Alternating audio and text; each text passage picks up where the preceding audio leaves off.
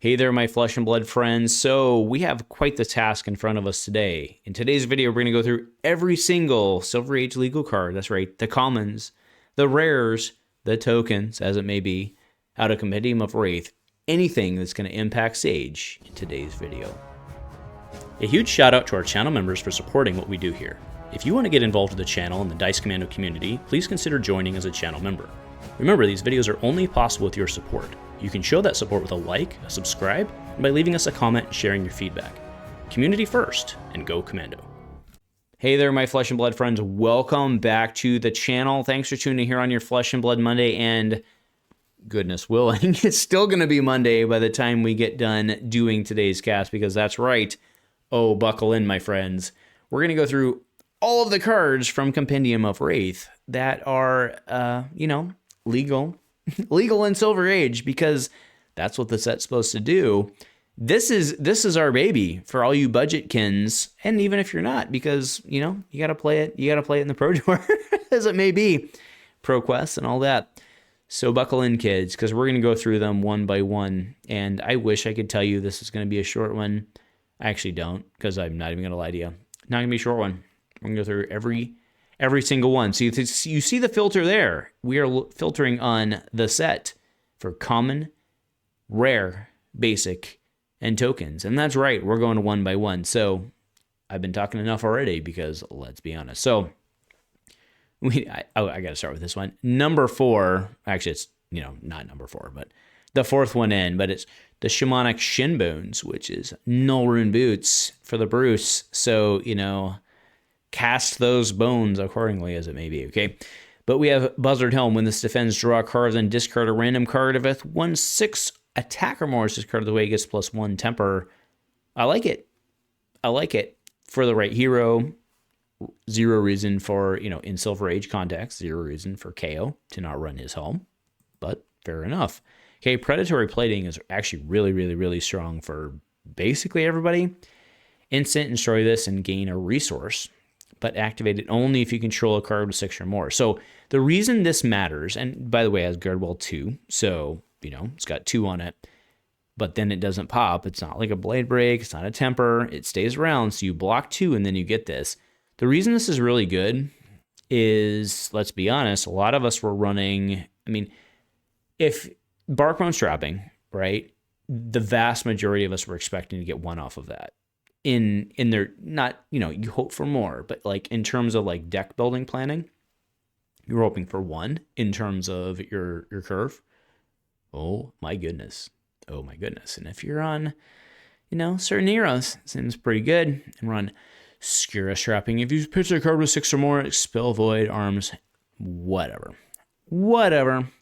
But now let's go to rip off the top. This card's really good for certain hero. Draw a card, then pitch a random card from your hand. If it's like 6 or more, your next attack gets +3. So in terms of Silver Age, meh. In terms of like going rock, pretty good. I think it's pretty good, but I'm not seeing a ton of synergy off of this one. I guess maybe an all yellow Tough Nut Club build, but I don't, in terms of making waves in Silver Age, I don't think this one makes much of a move, but I am glad it's there. Okay. Now we have Aggressive Pounce. So this is a full rainbow. If you've intimidated an opponent this turn, it gets go again. This is very interesting from the, within context of the Beat Chest build. The problem is the resources to make it happen. I think this is very interesting to me. I'll be completely honest with you. I haven't necessarily figured out all the lines here. I do think this is a very interesting card, specifically in, let's just, bringing up the yellow. I think this is actually interesting. Well, depending on the hero, right? Obviously, if, you're not KO, you want it to be a red. But I think this one's interesting. Moving on to Bear Hug, specifically the blue with KO. Come on, let's be honest. This card, it's in KO's deck, right? There is precon deck, I should say. This card's really, really, really good. I really like this card. There's some very interesting things, again, with this card. All right, moving on next to Enclosed Firemind. it's gotten the press. This is perhaps the headpiece poster child for the press. But moving on to the Magnetic Carapace, we've already seen this one for a while, but Guardwall 2. But I really like this. Whenever you play an aura period, instance aura, that's kind of a thing. You can pay one, and if you do make a surge, well, that's really interesting in context of, let's just go a skip ahead. The Basalt Boots, that's a shout out if you know where that came from. Give me a comment below. The Basalt Boots, you control a Seismic Surge token. This gets +1 and Temper, which is very interesting. Very, very, very interesting. Some people have been saying better than Civic Steps. I guess it depends on your point of view, but card's pretty good. And then we move into Volcanic Vice. If you've created a Seismic Surge, gain Spell Void 3. It's almost like we've got a theme in terms of design. All right, now moving into quote-unquote real cards. Valhalla Riven. So when this defends, you pay up to 3 and create that many Seismic Surge. And this is a Guardian block for 3 on a yellow, which is, on a yellow, is very interesting. They are very clearly, in my opinion, defining a new curve with Guardian blocks. You know, there was, take it or leave it, on my opinion, on the yellow 4 blocks if they had at an MPG. Man, put this in context, but it's got a thing. It's got a thing, so you can do the thing. But what I like about this is that it scales, so you don't have to pay 3 to it. You can just scale your resources accordingly, and I think that's actually pretty neat. Pretty neat about this. Okay. Distant Rumbling. When this enters the arena, draw a card, then put a card from your hand into your deck, 5th from the top. You'll see a couple of those as we go through things. It's a 0, though. At the start of your turn, destroy it, and then you create 3 Seismics. I would like to point out, this defends for 3. There's some straight up power creep on this. I'm not saying that's a bad thing, but it is true. And speaking of creeping, we creep not on the ways that some people creep, but Rites of Earthlore. I just like to point out, Earthlore Empowerment card I had loved. It was out of RTT, and I loved it in previous. But Rites of Earthlore, art on this is baller, by the way, in my opinion. But when this enters the arena, create a Seismic Surge. This is a 0. At the start of your turn, destroy it. Then the next Guardian attack card you get, or you play, +3. So it doesn't work on your weapon. But if you compare that versus Earthlore Empowerment, like, are we power creeping in Silver Age? Maybe a little bit, but I don't know if that's a bad thing. All right, no news. Mask of the Swarming Claw. Crabby. You only have to move. You can only move sideways, but that makes sense. That makes sense with the ninjas anyway. AB and Spell Void 1. You get Spell Void equal to the number of cards. Crazy. Crazy good. Crazy good. Love the Phi deck. Double Cross Trap. Cross Trap may be banned, but 2 of them, no, that's legal. Because for an instant, you can destroy this and gain a resource, but only if you've hit twice. And it has AB1. Oh my god, great card. Great card. Now we have the dyed silk sleeves. Because you got to make sure that your silk sleeves are the right color. Attack reaction for 1 end, tap it, destroy a dagger you control, not on the active chain link. Target ninja attack on the active chain gets +1. When it resolves, if it didn't hit, destroy this. This card is hot, dude. Very conditional. But hey, you know what you don't have to do if it's not going to work out? Tap it. Card's good. Ninjas. Ninjas got some spice. Then we have 2 steps forward. Instant, destroy it, create an agility token. Only if you've hit twice and it's battle worn 1. It's pretty good. Well, it's pretty good in the, it's okay. It's fine. It's fine. It's not great, but keep in mind, Snappy's is banned. You get the thing, right? I think it's fine. Agility token, remember, pops regardless. There's not a lot you can do about it. Not a lot you can do about it. But let's move on to Feigned Vengeance. What I love about this especially is it continues the literal same art, arc, theme, whatever, of the Ira deck. This card is, I love this card. This card is one of my top 5. This card is brilliant. When this resolves, if there's a card defending it, draw a card. And attacks for 0. You're like, well, why the F would I block this card? Well, maybe, just maybe, it's got a pump or something that's threatening a card draw on mask. From a Sage standpoint, but I really do like this card. I really do. Not in Sage as much, to be fair. But there's reacts, lunging press, whatever it may be, right? Keep in mind her arm piece, but this card goes right in hand. Pun not intended, but landed. Actually, that was a really good one. I should have planned that. Really good for her armory deck. Okay. Now, this card is awesome. Become the Bottle. So there's a full arc of this one. Can we say 100 wins? Can we say 100 wins? We can say anything we want, actually, because when it attacks, choose a card on the chain, and the card gets the chosen card's name. I think that's pretty neat. From a 100 wins standpoint, that's what I'm looking at, especially on the blue side, but there's other options out there, okay?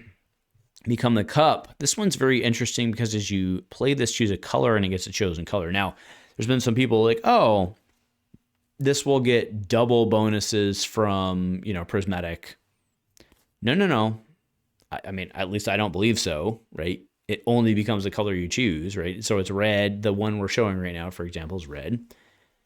Choose a color. No, if you choose blue, it'll become blue and it won't be red anymore. So you don't get both, but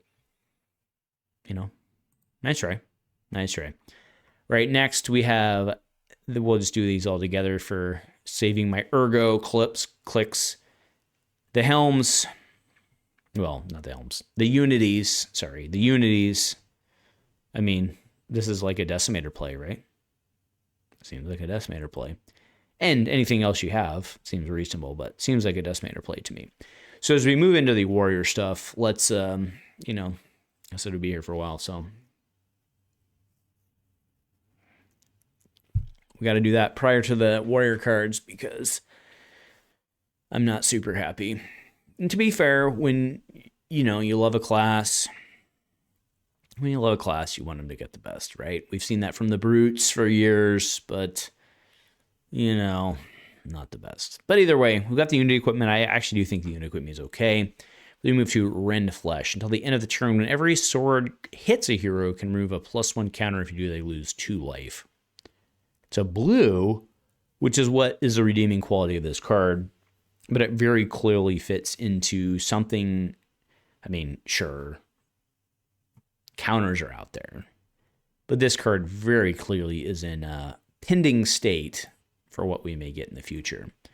This card, I've heard some people be excited about this one. I hate this card. Display of Craftsmanship gets +4 for 2, sure.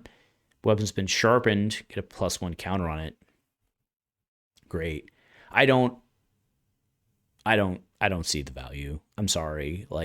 I don't see why you would run this. I just don't see it. I get it. It's +4 for 2, but whatever. There's better value out there within the format itself that we're speaking of. And if you're not playing it within the format, why are you not running Route? Right? I'm sorry. I just don't see it. I don't see it. Cut and Carve. This one's okay. This is a sharpen within the so assuming that there's, a play for that, you can sharpen and it gets dominate. So it's kind of a baby dominant Iron Song of Determination, I guess, right? But let's look at the yellow, which is on curve for that. It's got 2 or more counters. So it doesn't do it alone. It's got to have a counter, so you have to do that into this. I don't like it. All right, now let's go ahead and move into the mech stuff. There's a bunch for all the mech fans out there, of which I'm half a mech fan because, at some point you have to choose your classes and you can't play everything, but I really do love the mechs. But this has been a very interesting set. So we've got the Embryo base Vizier, AB1. If you would be dealt arcane damage, remove steam counter from a hyperdriver to prevent 1 of that damage. And you've got the thing, if this is a hyperdriver, if you control hyperdriver, it's +2. This is the cortex. This is the chest. We have the base digits, these guys. Tap this and a cog you control. Gets +1, but it's a temper. I actually like that. I like that a lot. Not that there's too much shortage of galvanized, but it is interesting. And then we have that base walkers, which, I mean, that almost looks like the same one we've seen before, just different. Quell 1. Meh. But now we have the blast rig. So this is obviously it's a rare because that's on the filters. It gets +1 for each Evo, but it's got boost. So this is potentially an 0 for 5 boost. Right? It's pretty good. Realistically, this is probably coming in for 2 or 3 most of the time. Like, within the grand context of things, like, let's be honest, coming for 2 or 3. So Speed Demon, first off, I love this. I absolutely love the art on this. I don't know what it is about me that, like, loves the electricity coming off, but it's really hot. So it's got scrap, and if you control hyperdriver +1, when it attacks, if you've scrapped a driver, create a driver with 2 steams. Seems like a pretty fair trade. Now, keep in mind, no boost, you're gonna do your thing, but this card's interesting. Card is interesting. Okay, so the Trebuchet, 22,000, so I have to make a retraction. Before I said it was the 20,000 or 10,000 or something like that. My bad. I own that. This card's super strong. There's really no reason, in my opinion, not to run this as a blue. Like, basically at all. Like, I think honestly, I believe it probably belongs in your deck over 0 to 60 blue. 0 to 60 blue can outrule other things, but I think this trumps 0 to 60 blue almost certainly. Seems really, really, really, really, really strong going forward. Okay, now this one, the assembly module. So this one comes in with a crank. Okay, so you have the option, but like, let's be honest, whenever they do something like this, it's like they make you to crank it, right? So it comes in and you blow it up unless you remove a steam counter. So, okay, right? Okay, fair enough. And you tap it to pull a hyperdriver. So maybe I'm missing something here, but it just seems like an accelerator, but it doesn't. It seems like an accelerator, but not. It seems like an. I'm saying this the wrong way. It helps you early, but not late. That's my take. I'm sticking to it. All right. So these next ones are very interesting. So these are the Evo Beta base series. If you have a base, whatever, transform into it. So Evo heads cost 1 less to play. Chest costs 1 less to play, but these all have battle worn. They're all the same thing. But what's interesting about these, right? Let's go to the boots because that's how we're moving down. You can just do, just swap them in, swap them in. That's very interesting. Teklo is very interesting here. Okay, now let's move to heavy metal hardcore. Death is eternal. All right, so whatever. If an Evo's been banishing from boosting this turn, it gets +1. 0/3. The reality is this is basically curved to be a 0/4 within its context. And it's not saying you can't run it otherwise, but like, there's like, go back and look at your bright lights. There's no shortage of 0/3 boosts. So this is really counting specifically on being an 0/4 off the doing the thing. And in the right case, it's the right card to pull, but in a vacuum, it's not, right? This card, okay. This card, not only is it a good card, but it wrenches my heart. Okay, so Heart Wrencher. Boost, 0/3, but it's a wrench attack. Now, how much does that help you in Silver Age? Not a ton. Not a ton. But being a wrench attack. And, let's be clear, red, yellow, blue. There's 9 of those suckers. Well, no, that's very interesting from everything else. But again, we're talking context of budget stuff, because that's why we're here on a Monday for the set that's dropped. But that's very interesting, but not necessarily, at least from my small brain vision, I really don't see how it applies in Silver Age. Now we're in the Concealed Nerve Gas, Cloaked, Ranger Chest Trap, because of course, while it's equipped face down, when attack with go again hits you, destroy this and create a frailty token. Okay. On a chess piece, it's supposed to make you money? Yeah, maybe. Concealed Pathogen, Cloaked, while it's equipped face down, when attack hits you in its colorless blade or activate an attack reaction and create a Blood Pox. But again, chest piece, these are all chests. Concealed Sedative, Cloaked, let's do the thing over greater inertia. And then Boltyn Boots. Oh, we've seen this baby. This one's good. The other 3, sorry, I don't think they're good. I don't think they're good, but again, if you're a Riptide main, let me know. The Rainbow Goo Trap. So when this defends an attack with attack greater than Space Dominate and go again, the attack gets -2 and loses and can't gain abilities. Ranger Trap seems pretty specific. I do get it. To be clear, I do get it. But that seems very specific. Okay. Now, Courageous Crossing. Create a Courage token under target hero's control. Now, that's hot, right? Because you set him up literally into the trap. Go again. When it defends an attack with attack greater in space, remove a +1 counter from target permanent.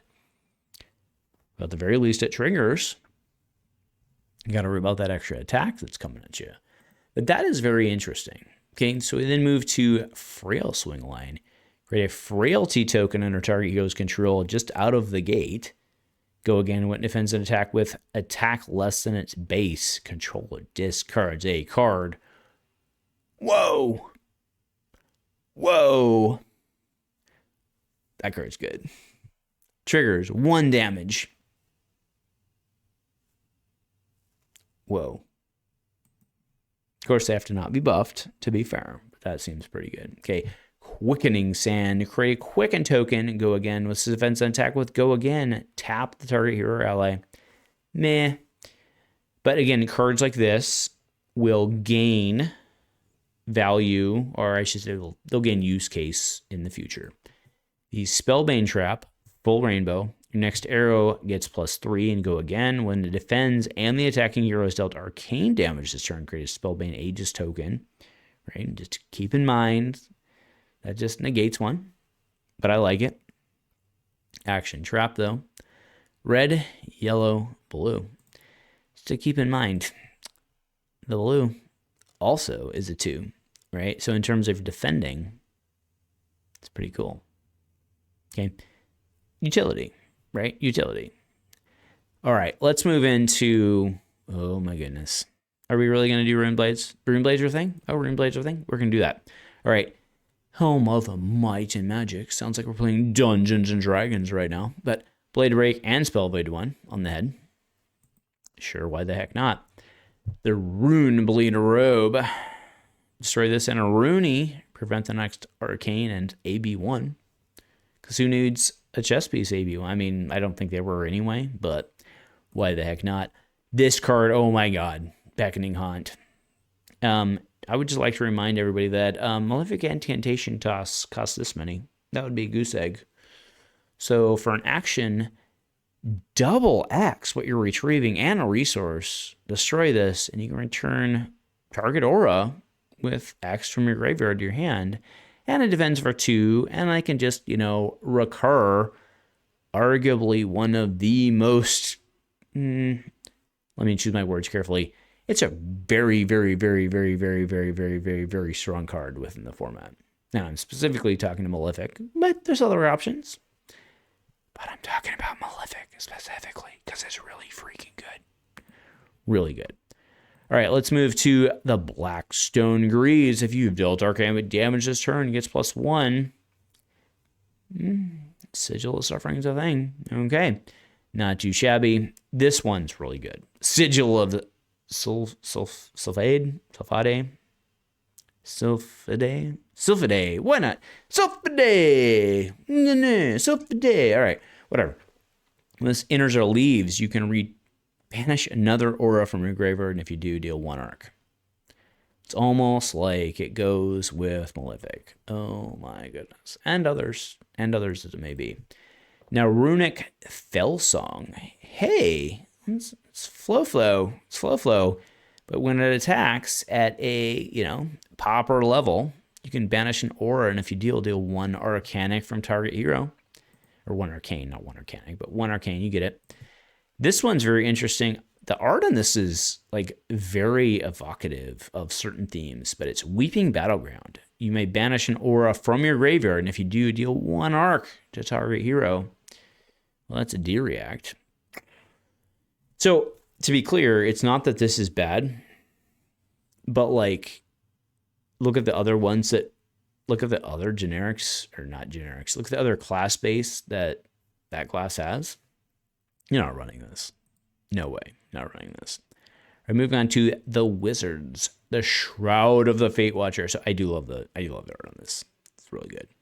When it leaves the arena, create a Sigil of Fate. Sigil of Fate lets you opt. Where's Blaze? Where's Blaze when we need her? That's what I want to know.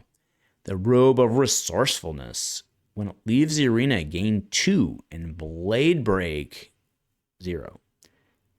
This is inventive. Come on. You got to give them some credit for that, right? Like, that's cute. That's cute. That's cute. All right. The Gloves of Erasure. I feel like I'm like WWE late 2010s. You can't see me. You can't see me. You can't see. All right, whatever. When this leaves the arena, destroy target aura. Blade Break. And then let's go into, so all the other jokes aside, this one I actually think is really good, because I would just like to remind everyone that like basic wizard learn how to play is with Stormstarters, which is AB2. So I think it's actually pretty sweet that they're bringing this in. There's a lot of folks who are like, well, I'm used to having AB2 in my boots. Well, there you go. You have AB2 in your boots. You can't do the thingy thing, but it's only 20 health, so that seems fair. But the Wellingtons, they got your back. Glyph Power Spell, oh my god. I'm not worried about this in budget. I'm worried about this everywhere else. Or normal fab, whatever you want to say. Azalea. Alright, Painful Premonition, deal 3 arc to any target. If it deals damage, go to Sigil of Fate. But it's not amped. So you compare this to basically any of the spells coming out of like Rosetta. So Rosetta definitely upped the game, but most of them needed an amp. This, if you hit anything at all, if you hit anything bleed, you get a Fate. Again, where's Blaze? Where's Blaze? No, not legal yet. Get the rainbow foils to that. She's coming. Future Sight. Create 3 opt tokens. Let's be honest about what they do, because again, when it leaves the arena, opt 1. Sure, it's a late opt or whatever. You don't get the thing necessarily in the moment. Oh my gosh. So we're finally here. We're here, kids. Embody greatness by going to your Shiana specialization. I know I just shouted in somebody's headphones, and I'm sorry, not sorry. It's a Shiana spec. Name a living legend hero. Become that hero until the start of your next turn, except your base health doesn't change. I mean, come on, right? Like, comments below. This one is really interesting. So the Shimmering Spectre, 3. Let's go to the blue. 3. While this is attacking or defending, when it leaves the arena, create a spectral shield. Okay. Very, very, very interesting. I actually, it's interesting to me. I think it's actually pretty good. And we skip the line.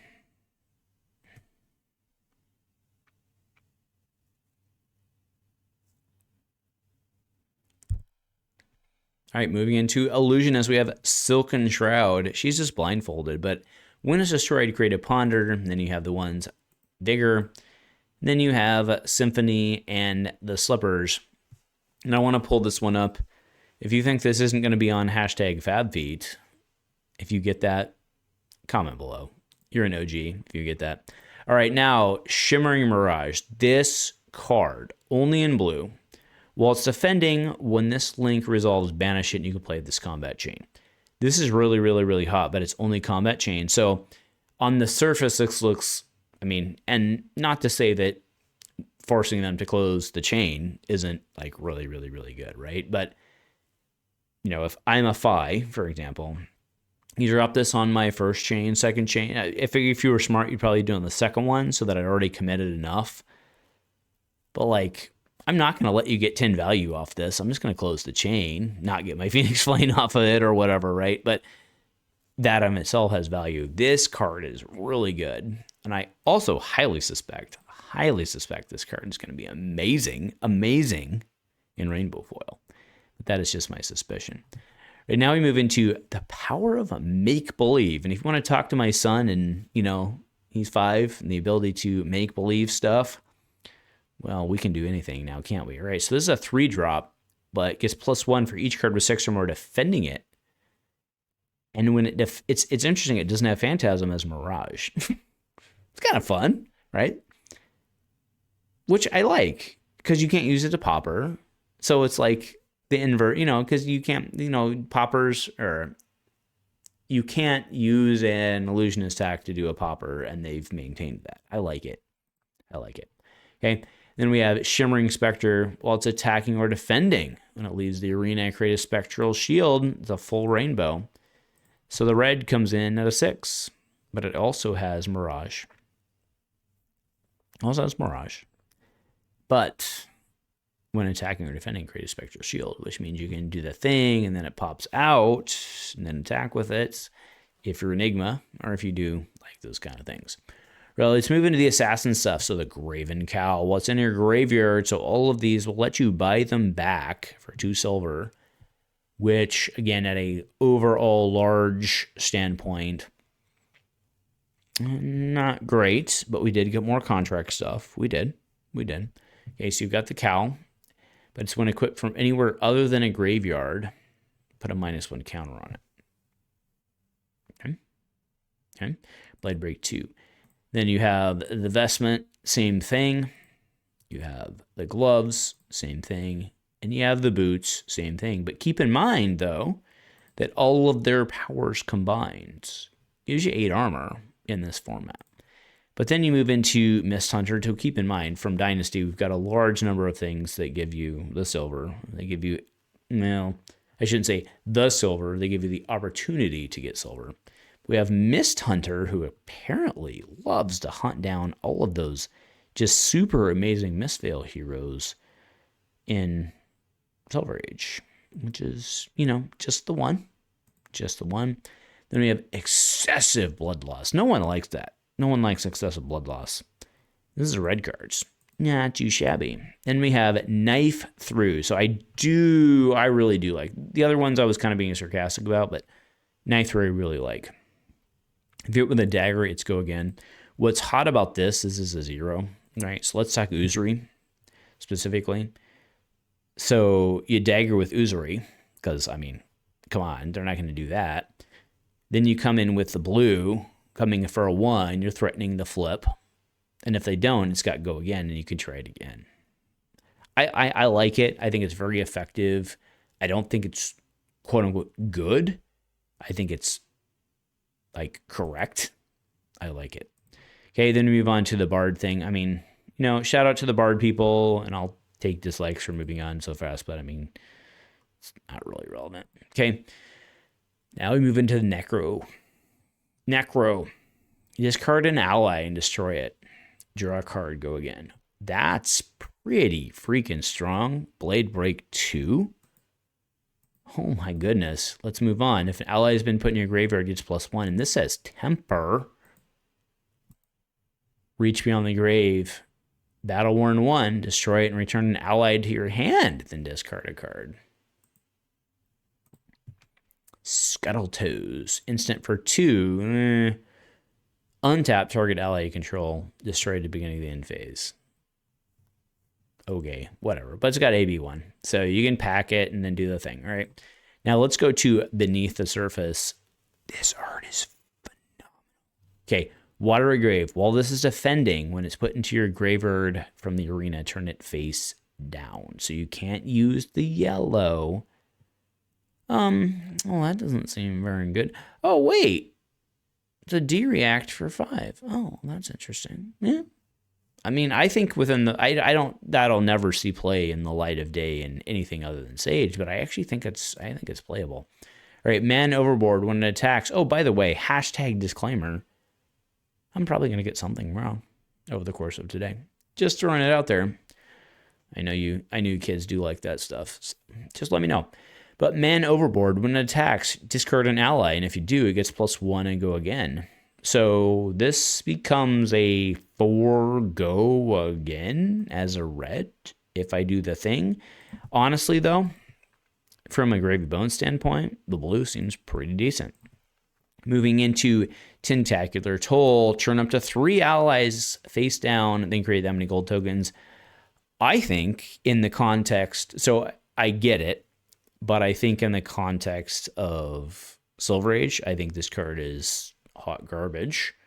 I get it that it's up to, right? Let's go to the blue, right? That's what you're after. I get it that it's up to. I still think the card's garbage. Like, I think there's more to play. So I don't think that's a thing. This card brings me immense joy and not at the same time. Like, yeah, whatever. The art on this is not great, but I think it's meant to be the way it is. So I think the art is actually, so when I say the art's not great, like that's not a slight on the artist itself. Like I think this was intended to be ridiculous and in the frame that it is. So I think that's kind of funny. And like the allusion to like the golden ratio is pretty good here, but that's, you know, a math nerd joke. So whatever. That's got Galvanize, and it's, you know, this is just a dumbed down version of Skywarden, and it's fine. Like, it's fine, right? It's pretty good. I already spent probably way more time on should. But we have, you know what we have? A big honkin' frickin' harpoon, the shallow water shark harpoon. Because why wouldn't you shoot them sharks in the shallow water? Oh, is this an arsenal threat? Oh, I think it is. An arsenal threat off of 2 blues in this card? Oh, that's very interesting. Off of our harpoon. Well, this is interesting. And if you blow something up, you get a gold token. Pirates don't like gold. I don't care. All right, let's move on to the pirate equipment, the Trench of Watery Depths. When it defends, pitch a blue from your graveyard. Okie doke. But it helps you pay for your D-React. Like, I don't know, this one, Beneath the Surface. Or something else. Or Unmovable, whatever it may be. Seems pretty good. All right, break open the chest. A pirate action. Break them open. Turn all cards face up. Then if there's a face up yellow, create 2 gold tokens. Seems pretty set up. Does cost 1 though. This costs 1 and it's only available in yellow, which, you know, I don't think that card sees play, but I do think it's a creative card. Lighten the Load. When it attacks, discard a card or destroy an item, and if you do, it gets go again. Meh. Fine. It's available in blue, so you can do the thing, and then Submerge. Actually, you know what? This one's a popper, but for the purpose of what we're talking about, the blues, Submerge, additional cost to play it. Put a card from your hand, from your deck 5th to the top. Actually, no, I clicked. That probably is better as a popper, although I don't think this card will end up seeing play. So let's move into the light cards. And, you know, despite being told multiple times over the last 6 years that we've already seen all the heralds, we have another one. Although I think this one, honestly, we've already seen her. Just it's a reframe. A reframe. It is. All right, sorry, retract what I said. This is a 2/7. Perfectly in line with what we'd expect. But as an instant, discard it. An attack action card, your opponent will get -1. Well. Does this card alone, between Herald of Triumph being legal and this card, does this card actually make Pummel Prism like a thing? Be honest with you, kids, I think this card alone might. And I'm not going to lie to you, I'm looking at it. This card seems pretty strong as an include. It's a yellow. Basically everything you want. Pummel Prism. Commoner stands unite in terms of their used knowledge. Now, let's move on to the big one. This is a very interesting card. So Roaring Beam. So this is an attack reaction. Okay, so this is very important. Attack reaction, yellow for 0. So you just play it to create a courage token. But if there's no cards in your soul, bounce it. I mean, charge it. Actually, I shouldn't even be doing that with heroids. You don't charge it. You just put it in your soul. So it gives you the ability in the future to get +1 off of it. I love this card. I think it's really brilliant. I don't think it sees play, but I do love the card. Honest to God, I love the design space here, but I don't think it sees play. Now let's move into the Soul Ray plating. Now keep in mind what this has to compete with, granted at the M level. So we're here at the rare level, okay, which is basically just functionally create a resource. So if you be dealt damage, banish a card from your soul. The last card wants me to put stuff in here, gives me a way to put stuff in soul. Okay, but banish a card from soul to prevent 1. Compare this with what we're used to, which is charge a card to prevent 1, but you also get to then put it in your soul. And you could do the charge thing, okay? But if you do destroy this and Blade Break 1,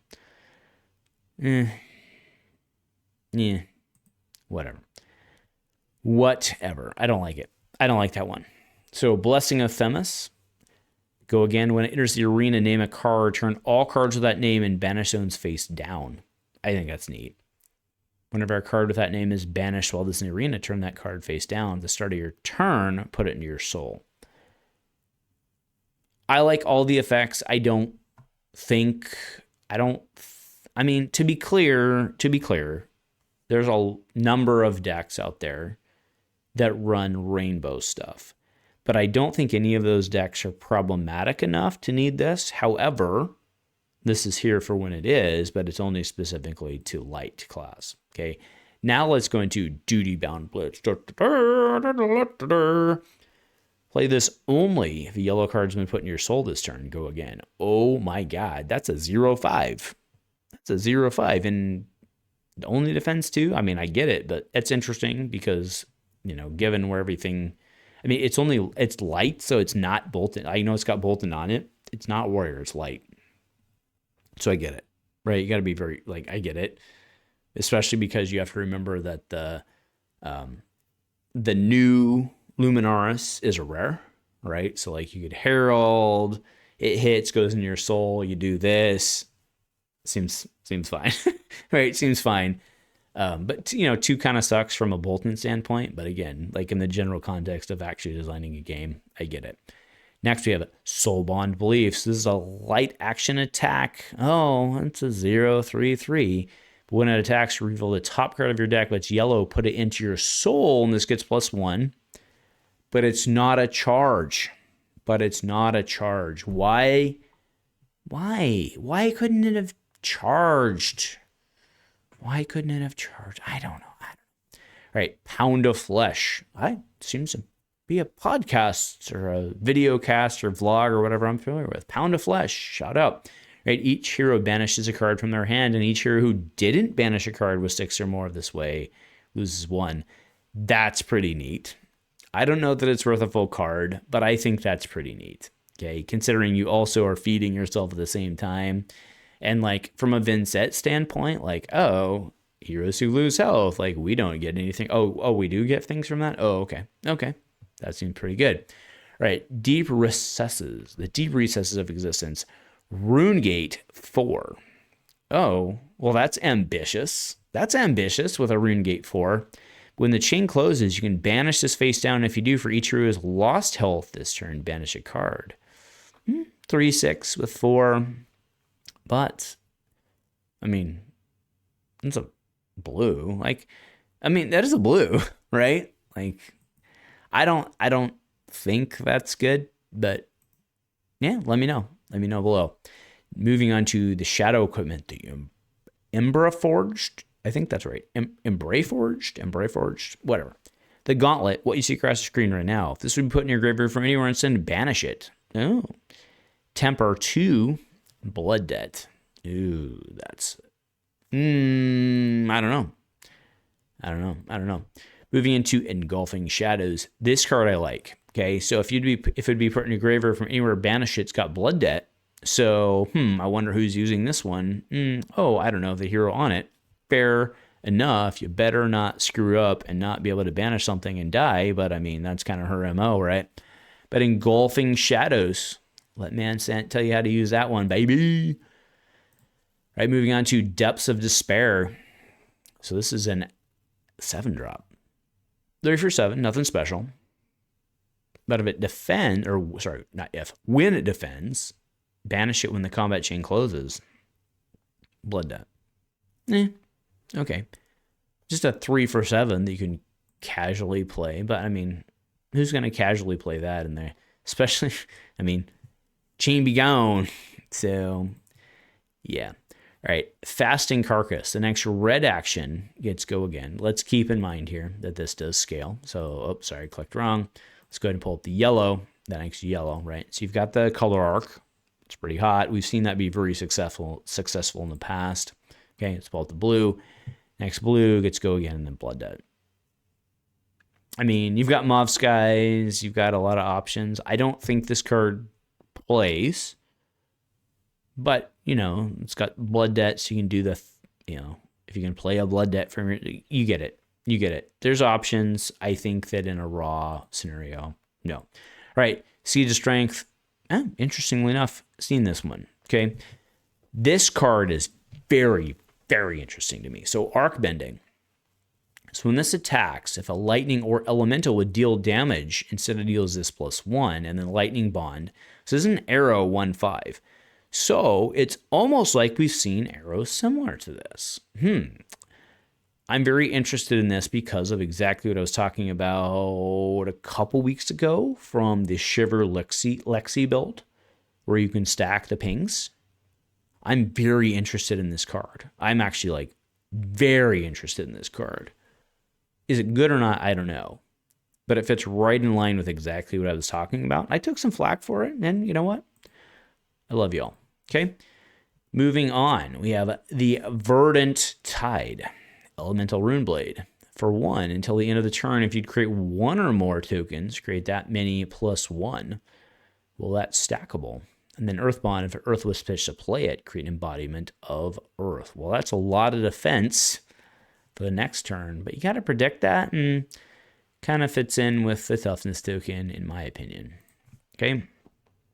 Voltic Veil. For 1, prevent the next 4 damage that be dealt. Just cash 1 for 4. But if Lightning card was pitched to play it, deal 1 arc to all opposing heroes. Oh, very, very, very, very interesting. But you do have to be an elemental wizard to use that. Moving on to more Aria cards. This one's not a surprise. The Colors of Aria. Will face up in any zone. It's Earth, Ice, and Lightning. But it has to be face up, which means not fusible, right? But you can use it as a pitch for the bonds, which is pretty cool. Okay, I think that's neat. So it's a popper, it's a pitchable, but it's only red, right? You see right here, it's only red. So you got to be tricky. Okay, so we have Frosthaven Sheath, we have Levin Sheath, and Stormwind Sheath. Why am I clicking on that one? When the Sessier one, I mean, I shouldn't say that. They're all good, but Frosthaven Sheath is very clearly the most attractive one in terms of playability with Icelander, right? So they all have a respective, so they're all 1/5s, they all have a respective bond, and they all create what you would expect to be the respective token. Now we move to Laden with Earth. This one's interesting. 1 for 3. So it's a 1 for 3 front pump, but only 2 defense. And it doesn't, so this is elemental, and it doesn't have a earth whatever. So when you look at that 2 defense and see, you're like, well, this better be damn good.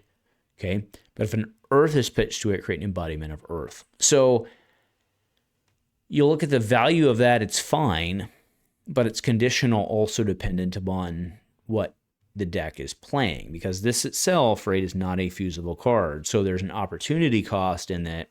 I think this card probably doesn't see much play, is my take, right? And then you have laden with frost, you have laden with lightning, all the same.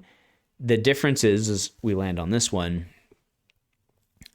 do you think an embodiment of earth is better or an embodiment of lightning is better?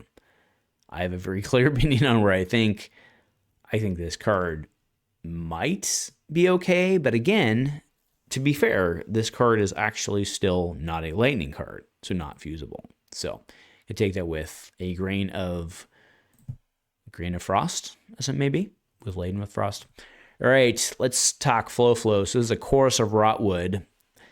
You can give him a decompose. So this is really, really, really good. Will it be really, really, really good in the end? I don't know. But in terms of what this does with the decompose, that is super strong within context of Florian's problems, right?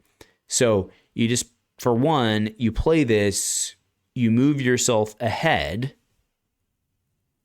right? Because he only has so many decompose cards. He has Cav Tilling, he has, whatever.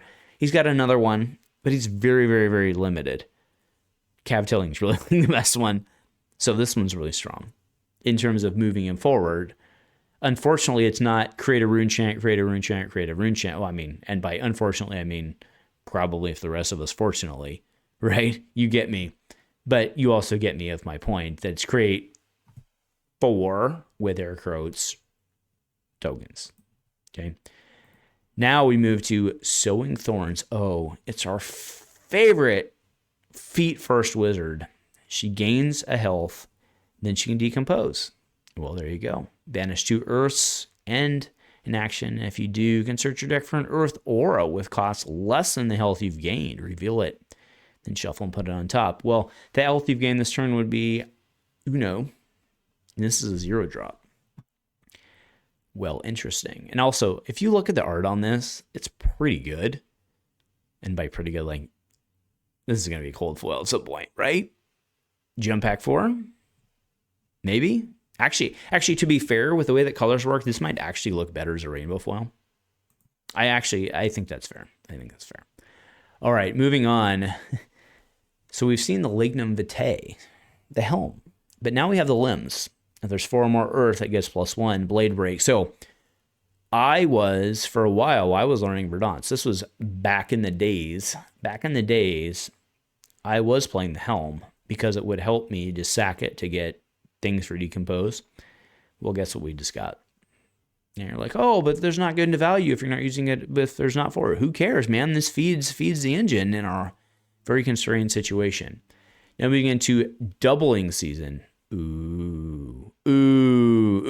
Has anyone seen the First Strike deck? The Terra First Strike deck? Guess who's on this? It's almost like there's a hint.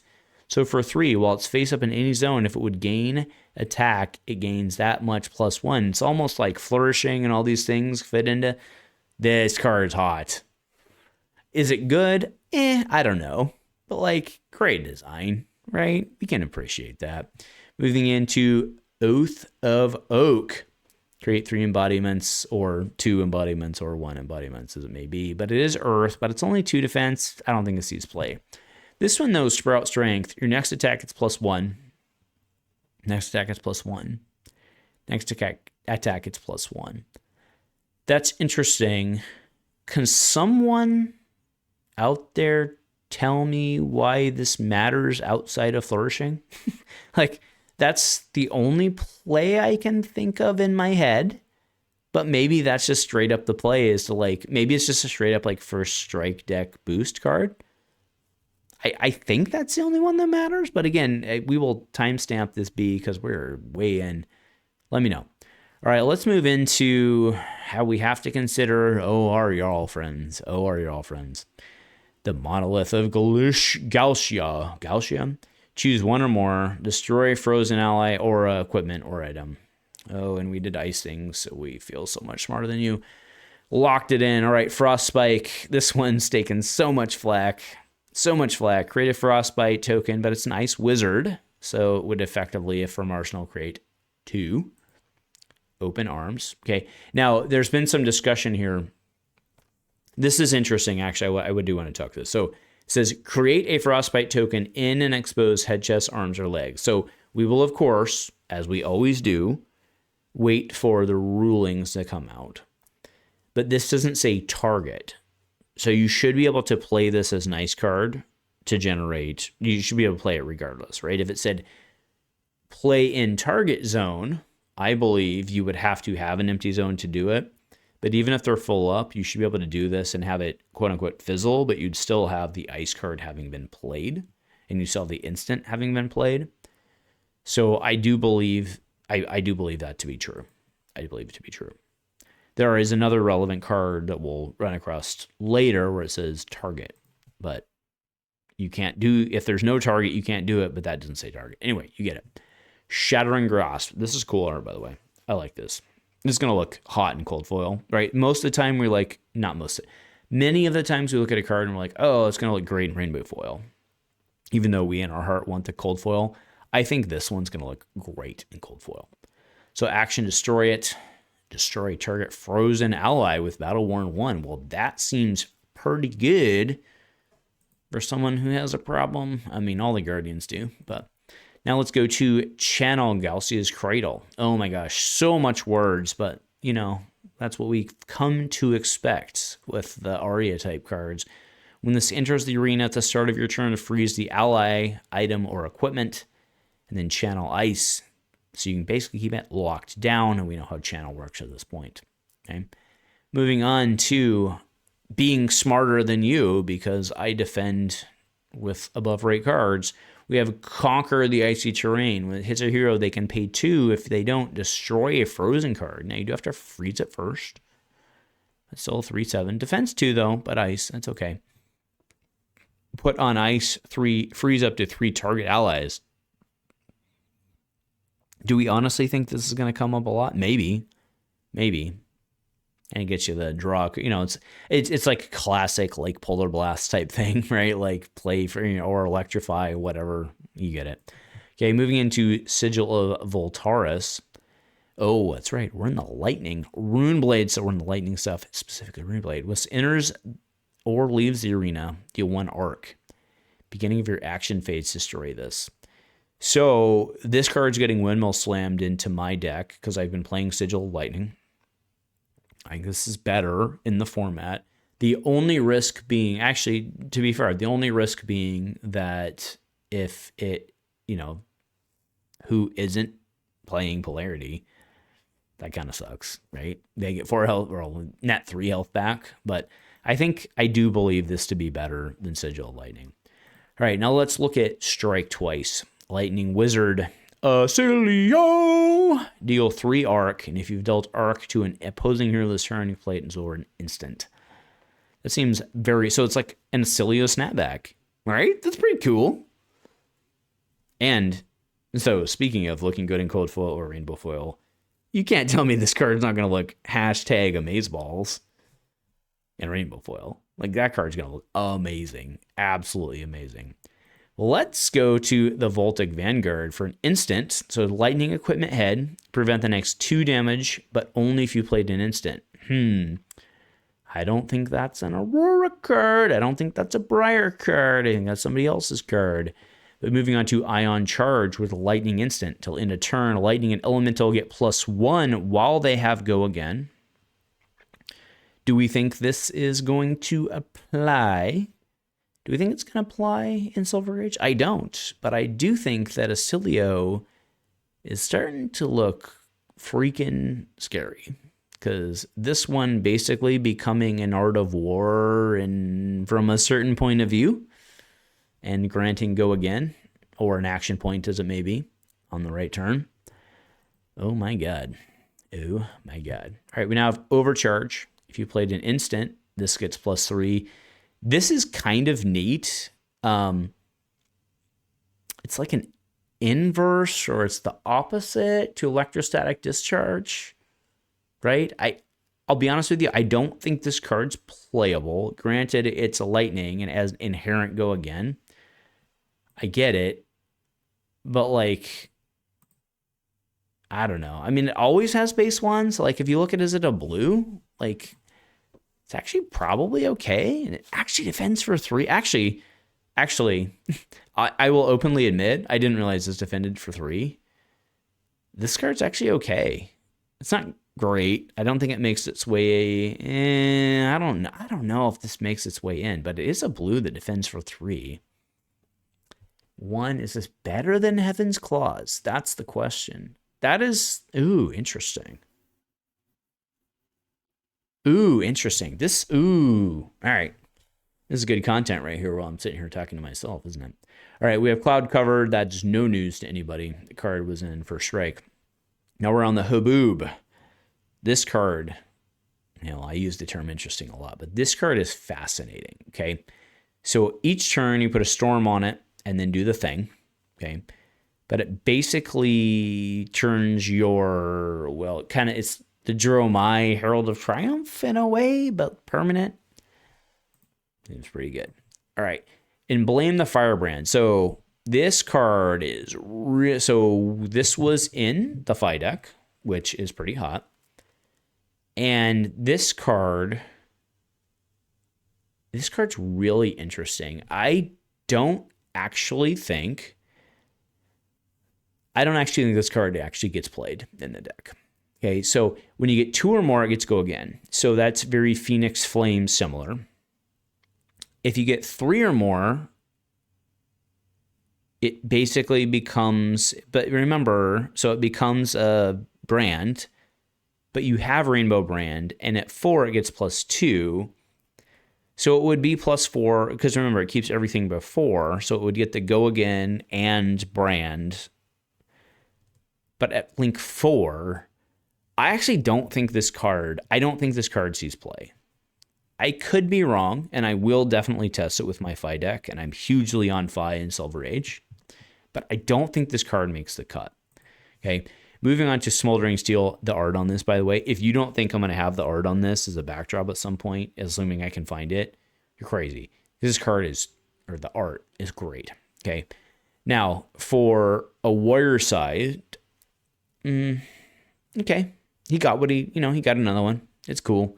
I don't think Fang, just with his inherent ability, I don't think Fang has staying power in the format in general, and that's okay. Like, that's not that I don't like Fang. I just don't think that he can make, I don't think he can do his thing in the 20 health format. It's not shots fired. I don't put a lot of weight in that, okay? So Smoldering Scales, Draconic Chest. This is interesting as a counterplay. If one more Frosties would be created under control, instead you can destroy it. Here's the thing, is that in general, the Draconic heroes have been pretty resilient to ice overall, and have actually kind of, in many cases, been the counter. Like, it's no accident that they paired Icelander and Fi up together for the reveal video. It's not an accident. So having something that specifically counters is, I don't think, super necessary. So Flame That Burns Within, this is a huge game changer. So to be clear, this is it's a bad rate fire starter. So 1/2, it has inherent Go Again. So worst case scenario, you're paying 1 for 2. And you're like, well, Andrew, that video a couple of days ago, we were talking about why you didn't like Flamecall Awakening as a 1/3. Yeah, I get it. But the upside on this is actually really strong, right? So what's interesting about this from a third position link is, so let's say you play a Brand or a 0/3, Brand, Rising, Ronin, Renegade, right? Those are your options. Then you Emberblade off of a blue, you've got 1 floating. Well, you play this, and because when you play it, you've created the link, you can pop the flame back to your hand and then do that, because it's not when it plays, it's when it attacks, right? So you play this, creates the link, do the thing, and then when this attacks, you can do it because it's in your hand at that point. And then you draw a card and it gets +2. So this comes in for a 1 for 4 as third link with a card draw. This card, it's you know, to be like, this card's crazy, I don't think is true. I don't think that's a true statement, but this card's good, right? You have to do the thing. And but I'll click on it again. Oh no, I screwed up. Sorry. Oh, of course I did. Why wouldn't I have screwed up? Let's pull it up. Sorry. So, Flame That Burns Within. It's still a 1/2 in a pinch, which is not good. But again, from a fungibility standpoint. Okay. Now let's go to 4 Feathers, 1 Crown. I have to be honest. So when this attacks, it gets +1 for each card named with Phoenix Bannerman. So all the Phoenix Bannerman's head, whatever, they're all legendary. Search your deck for Phoenix Flame, reveal it, put it in your hand, and shuffle. Create a ponder. Vigor, whatever. They all do the thing respective to what you would expect them to be. I don't get it, man. Like, I get it. There's a payoff, but like, to what end? To what end? Especially in Silver Age, I don't. You start with 1 in your drink. You can only have so many in the, whatever. Somebody explain to me why those are good. Okay, we do have Phoenix Flame. The fact that they have Phoenix Flame in this set is very interesting to me because there's already a cold foil full art of this. Let's see what that equates to.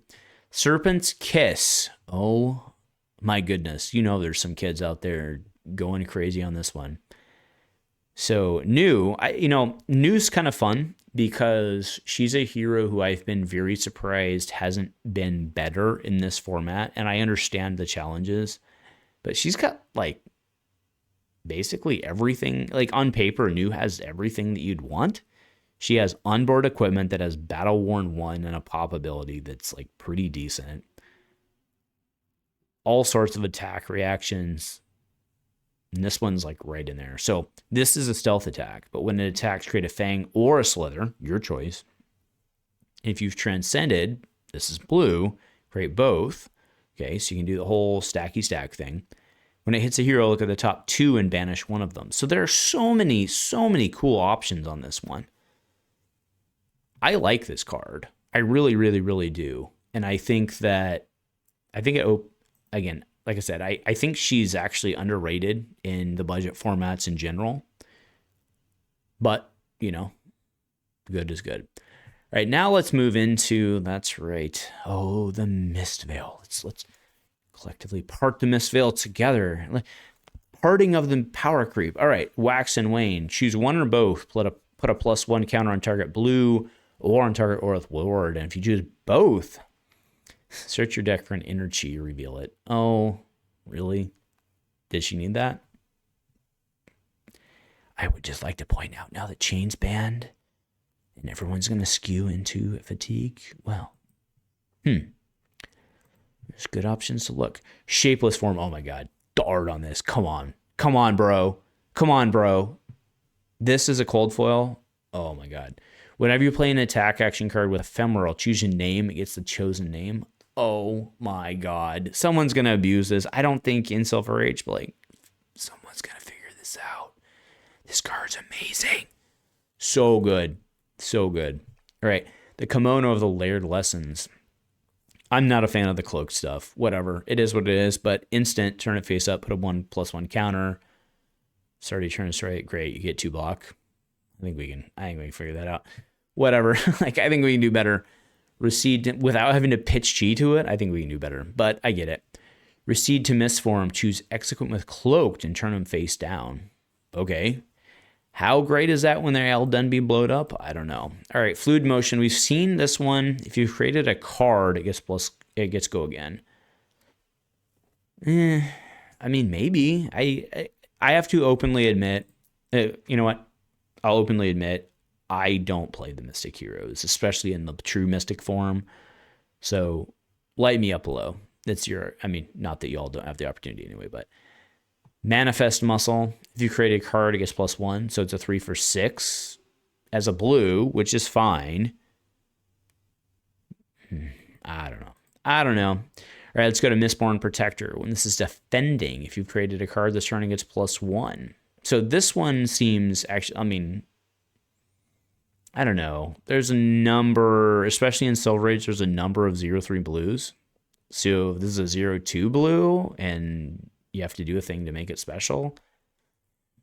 I mean, I get it. I get it's Mystic, but like, yeah, whatever. All right, Billowing Mist, your next deck, it's +1. And the next time you create a card with Ephemeral, create that many +1. Now that's interesting. As long as they can all somehow get the buff, and that's the trick now, isn't it? And that's how it fits into Silver Age versus something else. This card is very interesting, actually, with like a number of Majestics. Not necessarily with Sage, at least from my current knowledge. All right, now we're going to just take a moment. We're going to look within. Okay, just look within. And then we're going to search our deck for Chi and get ourselves some resources and go again. You're only doing this to do an ability, and that doesn't seem good to me in the format, but you know what? Fair enough. Again, let me know below why I'm wrong. We do have cranes here that are helping us to spread the mist. And the next attack this turn, you get to go again. And if you create a card with Ephemeral, create that many +1, go again. So that one's actually very similar, but like, I'm not seeing. Anyway, you let me know. Let me know why we're there. All right, let's go into the assassin stuff. So I admit openly, not super optimistic on the, the cheat stuff, the part of the misfail stuff. But now we are in, so Topsy-Turvy, it's fair. Topsy-Turvy is interesting. It's fine. It's got AB, and maybe you pop it to like screw the wizard, but I don't think otherwise. But if we are going to descend into madness with the spiraling staircase here, so banish a random card from the defending hero's hand and they draw a card. Okay. I don't think that's worth it. It is a D-React, so 0/3, and actually we spoke about that just above how they're, I was talking about blocks specifically, but still. Now, Concoct Disorder, so this is not a new card to us within the context of the reveal, but we do have some interesting stuff going on here with, the Chaos and 1/4, right? If you play it right, you get card advantage, which is actually pretty cool, right? I mean, they could get card advantage too, but again, like I said, if you play it right, you get 1 card advantage, but you don't know what that card may be. And, if you're designing your deck right, it's not a penalty. You just designed it to not be a penalty. So it seems actually pretty decent. Hyperinflation is very interesting. So it does apply unilaterally. But if you're attacking with a dagger or something like that after, this is actually, and to be clear, this is in the Web of Deceit deck. So I think that's the idea, right? Is like, do the stealth. Oh, well, it's not a stealth because this is a lone attack. So it's a 0/4 and then you follow up with a dagger. Yeah, that's the play. That's the play. So fair enough. And then you can, even pump your dagger. Seems good. Right, now moving into Tough as a Rock. Oh, baby. You have less health, base is 6, otherwise it's 0. So let me know, rock stands. Here's my issue, right, is that rock itself is not actually Silver Age legal, right? It's not. So this is not really a Silver Age play, I don't think. Okay. Energy of the audience. Ho, ho, ho. If you have less health than each other hero, it gets +1 for each aura of suspense you control. Okay. But what's interesting about this, okay, just to put in context, is if you're doing, that's only while they are suspended. I don't know if that's the right term or not, but while they're suspended is when this would get the boost. So this is a carryover attack. It's not a like in-game attack because they would already not be there. Okay. Comeback kicks we've seen. Moving on to Emboldened by the crowd. Oh, it's Tough Nut. He's the toughest nut. Been cheered this turn. It costs 3 less to play. It's almost like we've seen stuff like that. It's a defense reaction for 6. Defense reaction for 6, but like, you know, Tough Nut doesn't have a problem defending big things. But, you know, do react, put it in. Now we move to Hulk Up. If you have less health, this costs 1 less to play. Becomes a 3 for 8, advance for 2. I don't think it's good. I get it, like on a math standpoint, but like I don't get it. Now this one is interesting with Stadium Security. So it's a 3/7, but it's in your arsenal. If you've controlled a toughness, it gets ambush.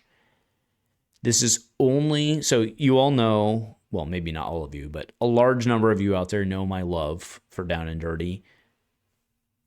Yeah. Unfortunately, though, seems very situational to me, but maybe. And then we bring ourselves to this one. Chain of Brutality. This card's not good at all, right? Oh, wait. So Reviled Brute. So RKO 0. If this has 6 or more attack, it gets go again. How would a 2 attack, 0 red, or a 0 red, 2 attack? How would this possibly? Oh, wait. That's RKO. That's right.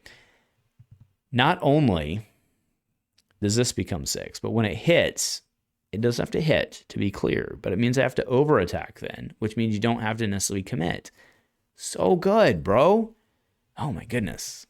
What a card. This is a card. I'm going to be playing the heck out of that. Then you get to walk in Goliath's shoes, because if this has an attack greater in space, oh, I wonder why that would happen. Gets +1 and does have a crush, so he gets another 0 cost crush card. All right. I don't know if this pops into Sage, but I think Goliath is gaining steam overall. It's pretty interesting. Now we go to the Line Crossers, which is reviled equipment. Oh my goodness, I am so hoping. So we haven't seen anything from Sage level. We have to acknowledge that. Spoiler season's not over though. Maybe we get some sort of weapon. I don't know. We'll see. This is the Line Crossers, and they're painting some big guy's face. Whatever. Love it. If you have the same health as a hero, you basically are counted as having more. That's kind of cool. 1 blade break. It's kind of cool. Right? Right. This one. Snarky Prick. Can I say that on the YouTubes? I bet I'm getting blanked. When it attacks, look at the top card of their deck, and if it's a red, destroy it, and this gets +4. You snarky little prick, you. Then we move into, why is this not clicking? There we go. Insult to Injury. When it attacks a hero, if you have more health than him, it gets go again. It's fine. It's fine. We have Bad Breath, Intimidate. This card's good. This card is good, in my opinion. So you Intimidate, and the next time you hit, create 3 mites. So not only are you intimidating, which, sure, we know how that works. Sometimes it's a card they want. Sometimes they don't care. But they're worried about hits. I like it. Going into, there's 0 chance I hit this correctly. So this is a Helm. If you control a gold, it gets +1. Okay? So for 2, destroy it. Next time you would draw, instead draw 2 cards. That's cool. Temper. Then again, the Temper with +1. The Burnished Bunker Plate, D-React, so this is all generic. Defense reaction, destroy it. Add an action card from your arsenal to the active Chain Link as a defensive card. I don't think this is good, but I do like this. I don't believe this to be a good card, but I do think it's really neat. Like, I like the design space, but it's not good. Unyielding Grip, I think that's the one we've seen, but either way, +3. And then the Unflinching Foothold. Now let's get into the generics. The Clearwater Elixir. For 1, your next attack, it's +3. Destroy a Blood Rot Pox you control. Meaning they have given it to you, right? So if you land an Infecting Shot, they control the token. Counterplay. It's always a 1/3. That's fine. And defense 3. Someone, I think, is going to figure out how to utilize this. Whatever. Then we have the Rest Vine Elixir. And again, same thing for Inertia. And if we go next to the Sapwood, you can see consistently. But again, I just want to point out, this is a whole series of 1 pump 3s that defend 3. In my old Commoner Betsy days, I would have been looking very, very, very hard at these. People playing Come to Fight, stuff like that, right? But this is even better than Come to Fight because this next attack, so this does buff your weapon. So there's Brute Pumps. These do not discount these cards. I'm not saying go like build a deck around these cards. But these are very, very, very interesting. You should not discount them just because they're like, oh, well, I don't have a frailty, I don't have blood rocks, so I'm playing against them. The 1/3s that defend 3, that is interesting. You can't ignore that. Okay, now, this card, I had 2 people last night at my armory come up and ask me questions about this card. Destroy target landmark with cost X, create X gold. As per my understanding, you cannot play this card if it does not have a target. So, yeah. Okie doke. That's the thing. But fair enough. It's an expansion set. Now we have destructive tendencies. So let's talk about this card, because this card's really, really, really funny, right? So destructive tendencies, choose one or both, remove all counters from target aura, or remove all counters from target item token or target aura token. So where this is going to cause so there's nothing wrong with this card in terms of the rules, right? But if you think about the way that most of us count, even at the competitive level, like on stream, like if you watch stream, they'll put a die on top of their gold token. So I fully expect that in some fringe cases, somebody's going to have a bad time because they're gonna be like, oh, well, I'm gonna remove your 5 gold. And they're like, no, that's 5 different tokens. So again, this is not me saying it's a problem, but like in terms of this card, someone's gonna screw that up, right? That's all I'm saying. Someone will screw it up and it'll be a feel bad, and they'll like, oh, and then hopefully in like 99.9% of cases, they'll let them take it back, right? But come on, you feel me, right? Right now we are pilfering the tomb, choosing one or both to banish target instant or banish target yellow card. I mean, that seems like very specific to Rathe, and like I don't see him as being a problem within the Sage context.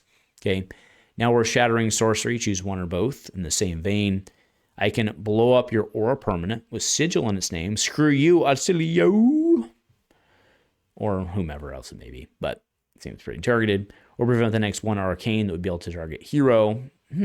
Why wouldn't I just want to pitch this card? I mean, I get it. You only have AB3, I suppose, but why wouldn't I just want to pitch this card? But I get it. And now let's go to drag down, the arguably not horrible way to die, I guess. I mean, if you're going to go, like, there's probably other ways to go. When this defends an attack, it gets -3. 0 cost defense reaction. Or sorry, well, 0 cost, but 0 defense reaction. This is interesting. I kind of like it. And again, it all scales.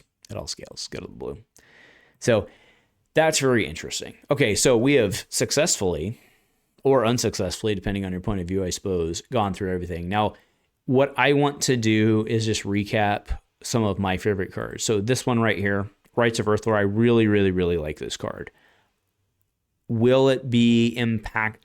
So the reason I like this card from a pump and thump standpoint, people have seen in the past, granted in a different format, how Earthlore Empowerment fit in. I've talked about how the suspense auras that are instants, right, have kind of changed the game to that. I think this one's really good. I mean, yes, it's a card, but so this is a 0/3. It's a delayed 0/3 to be fair, but it also creates you an embodiment. Oh, sorry, a surge. Sorry, embodiment. It creates you a surge. So like, you can now play a 4-drop. You can't tell me this card's not super, super, super valuable from a pump and thump standpoint. This card seems really, really, really good, right? So that's a thing. The wrench attack one is very interesting to me. I don't think relevant in Silver Age, but I do think it's relevant overall. And then, where's my other favorite? Well, I actually just straight up like the art on this one and like the whole series. It's very evocative of the Dusk Till Dawn, especially this one. Like, it's very evocative of like the Dusk Till Dawn. They were all cold foils. They were the light ones. I also, actually, that one I just pulled up is not irrelevant because, like, man, if Blaze is ever a thing, oh, get your Blaze Stonks going up. Blaze Stonks going up. Now, I did want to talk about this one. Again, this card's really good on potential, but you would just close the Chane, but it just kind of shut down their turn. And also, like, this card in Rainbow Foil. Are you kidding me right now? This card, I think, is very, very, very strong. Herald of Victoria, I think, is very strong within a traditional Pummel Prism build. Keep your eyes on this one and how it goes. This one, I do think is a very strong card, but again, it's light, and I actually don't think it's good enough in Sage. I don't think it's good enough to move the needle in Sage on Boltyn. The fact that Raiden still hasn't been downgraded is very fascinating to me. Very, very, very fascinating to me. And it's a thing. It's a thing. Obviously, this card, I mean, that card's going to make waves. I think Chosen of Rotwood is very impactful.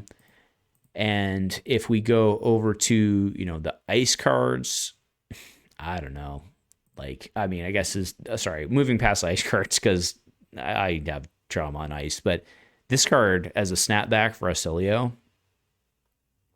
with the amp potential, that's pretty neat, right? That's really, really, really very neat. And also, this card, I think, is going to definitely, not think, I am 100% positive this card makes its way into 5. Okay, now the rest of them, this one, does it impact Sage? I don't know. I don't know about that one. But there are a couple of cards that have potential to move the needle on Sage. That said, from an overall standpoint, I don't know that we've seen anything out of the set yet that has the potential to make Sage change as much as the fact that Chane was banned a couple days ago. So I think we need to wait for the fallout on that. But I think that with Chane being banned, it just skews towards a lot of fatigue. So the question becomes, how do we stave that off? And I think that's where the smart kids need to go to work. So that is the review. I promised you all a long time. We've been here an hour and a half. And, well, happy Monday. Thanks for joining, and go Commando.